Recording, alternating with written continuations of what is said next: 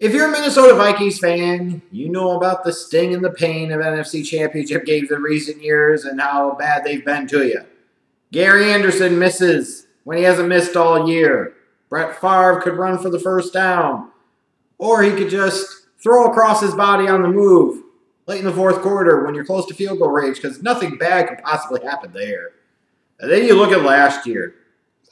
Minnesota Vikings, that divisional round game against the Saints. That wild, crazy finish. Marcus Williams misses the tackle. Stephon Diggs runs in for the touchdown. It's crazy. Team of destiny. They're going to the Super Bowl. It's a formality. They'll beat Nick Foles and the Eagles in Philly, and they'll get to play the Super Bowl in their home stadium, and then all that shit never happened. Minnesota struggled early and got their clocks cleaned in the NFC Championship game. Close, but no cigar. Sounds pretty familiar, doesn't it, Vikings fans? Well, what's really crazy about this Vikings team is this was a team that, for all intents and purposes, was playing without their starting quarterback, because originally it was going to be Sam Bradford, was playing without their running back that was supposed to be that difference maker for them, and early on in the year, he looked like most certainly he could be in Dalvin Cook. He tore his ACL and missed 3/4 of the season in the playoffs. Then, of all people, it's Case Keenum that kind of rides to the rescue and helps save the day. Yeah, the Case Keenum that wasn't good enough for Jeff Fisher with the Rams. That Case Keenum. Crazy how the NFL world freaking works.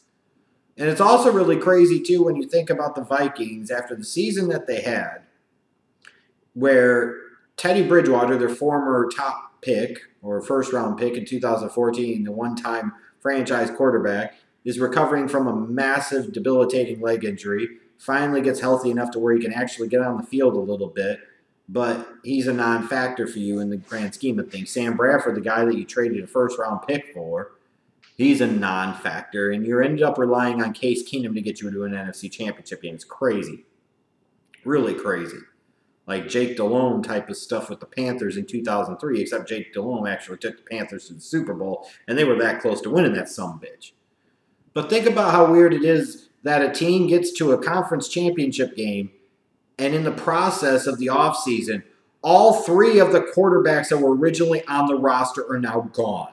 Bradford, gone to Arizona. Case Keenum, gone to Denver. Teddy Bridgewater, gone to the Jets, and now the Saints. That's insane to think about.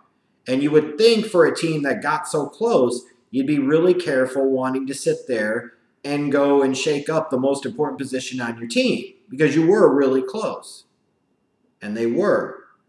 You could argue the Vikings were a Super Bowl-worthy team last year, and it just didn't happen. They had a bad game at the wrong damn time. But you also look at it, too, and you see that Kirk Cousins becomes available on the free agent market. And for the Vikings, you had enough cap space to be able to pursue a guy like him. You see a guy that's entering the peak of his career just a bit south of 30. A guy that's been productive in the league, not having to give up anything draft pick-wise to get him. It's easy to understand why the Vikings went after a guy like Cousins. While he's not an elite superstar, he has some franchise quarterback abilities, and I do feel like he's an upgrade over Case Keenum or anybody else that was in that quarterback room last year. So you get a guy like that available, I guess they felt like they had to go with him. Even though you more often than not in today's NFL, championship teams are built by drafting your young quarterback and then amassing a core roster around him. It's just the way it is. But maybe the Vikings feel like they could be a little bit different. Then they go out and bring in Sheldon Richardson on a kind of one-year rental deal. You could clearly tell based off of the move for Cousins, the move for a guy like Sheldon Richardson, that this is a team that's in a win-now mode. And even when you look at the draft, you look at Mike Hughes, Brian O'Neill, a couple of guys with upside, a couple of guys that may be able to contribute at some point, but not necessarily guys that the Vikings have to feel like there's a huge pressing need that they have to play right away and make a big difference.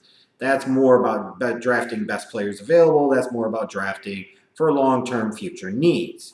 Because the Vikings feel like they have a lot of their core in place. And to be fair, when you've got a team on defense with guys like Everson Griffin, Anthony Barr, Eric Kendricks, Harrison Smith, it's easy to understand why you feel like you're in a good spot. You've got Stephon Diggs and Adam Thielen. Even Kyle Rudolph is kind of your safety valve, well-balanced tight end. Maybe a returning Dalvin Cook. And this is a pretty loaded Vikings team in terms of pure talent.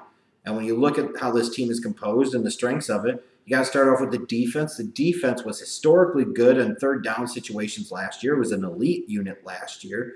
Won them plenty of games. And they're really good at all three levels, the line, the linebacking core, and the secondary. Like when you look for major weaknesses in the Vikings defense, there just aren't a lot of them. It's easy to pick on a guy like the safety Zendejo or somebody like that. But even then, you're kind of picking. And you're looking to pick. This is a really good defensive unit with Griffin and Daniel Hunter on the edges. And they can do a lot of things.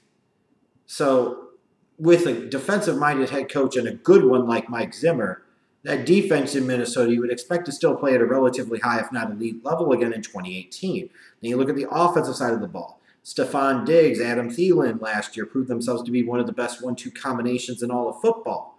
And I don't see any reason why they can't still be the same at this point in 2018. I mean, Diggs is one type of player. Thielen's a different type of player. But they're both really good at what they do and really, really productive. And again, when I look at the Vikings just in general, there's a lot of depth and balance throughout this roster. Like in terms of a complete roster, balanced roster, they're at the very top in the league, if not close to the very, very top.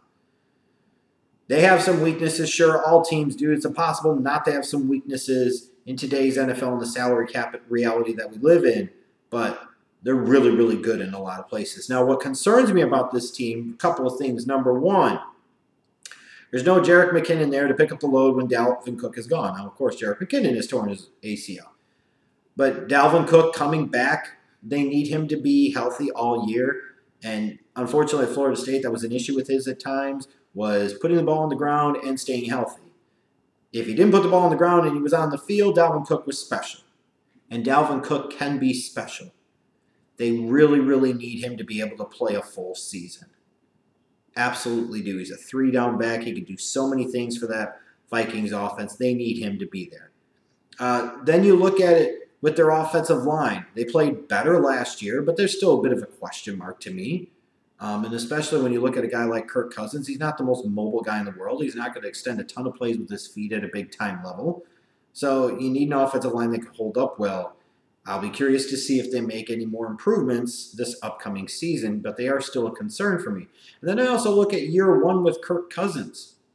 You know, it's one thing you have an offensive coordinator like Pat Shurmur leave to go get his own head coaching job, you know, and sometimes maybe you'll bring in a new quarterback or something.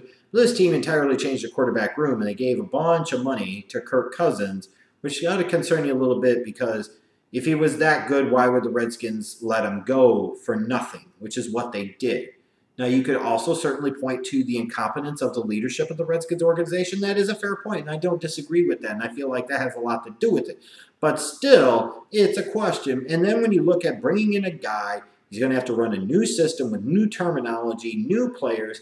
There's typically an adjustment period there, and it can take time to get up to speed.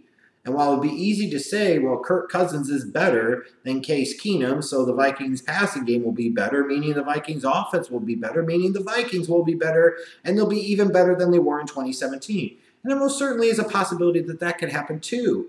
But there's also the possibility that it can mess up the flow of the team, the vibe of the team, and what works best for them from a tempo and style of play standpoint, that they want to justify Cousins and what they pay him, that they're going to want to throw more, and they're going to want to throw in certain situations that they usually wouldn't need to or didn't want to, and it could potentially make them a little worse, even if they got better at the quarterback position. That also could happen.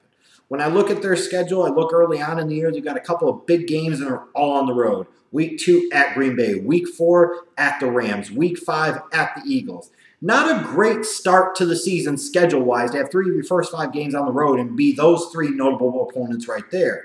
And then later on in the year, weeks 13 and 14, you've got to go to New England. You've got to go to Seattle. Now, Seattle doesn't look as formidable, I grant you, but that is still a really tough place to play, and they still have Russell Wilson.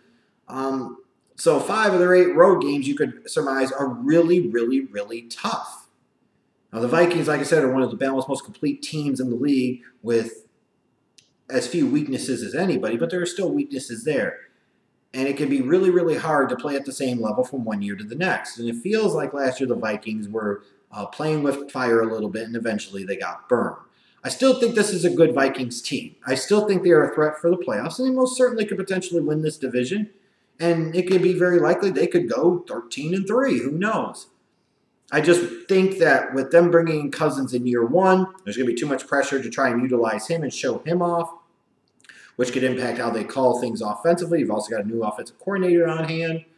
That defense played at a historic level last year against third downs. I don't anticipate them doing quite the same. Still a really good unit, probably an elite unit, but not quite as historically good on third downs and quite as dominant, I think, this upcoming season. So I think for the Vikings, it's a 9-7, 10-6 type of year where they're banging in the mix for the race in the NFC North all year. They're banging in the mix for the wild card. This is a good team.